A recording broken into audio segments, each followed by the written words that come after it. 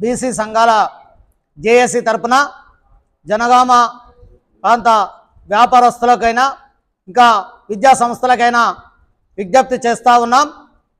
మరి తెలంగాణ రాష్ట్రంలో బీసీల రిజర్వేషన్ విషయమై మరి అగ్రవర్ణ నాయకుల కుట్రతో ఆగిపోయినటువంటి బీసీ రిజర్వేషన్ సాధన కోసమై రాష్ట్ర బీసీ సంఘాల జేఏసీ పిలుపు మేరకు 18వ తారీఖున బంద్ను విజయవంతం చేయడం కోసం జనగామ జిల్లాలోని అన్ని కుల సంఘాలు, స్వచ్ఛంద సంస్థలు, మేధావులు, ఉద్యోగులు, ఇతరత్ర విద్యార్థి సంఘాల నాయకులంతా ఈ బంద్లో పాల్గొని మరి 18వ తారీఖున బంద్ను విజయవంతం చేస్తేనే బీసీల మనుగడ కొనసాగుతుంది. కాబట్టి ఖచ్చితంగా మరి బీసీలంతా ఐక్యమై ఉండి ఈ జేఏసీని నాయకులంతా ముందుండి బంద్ విజయవంతమయ్యేందుకు కృషి చేయాలని అందరికీ పేరు పేరున విజ్ఞప్తి చేస్తా ఉన్నాను.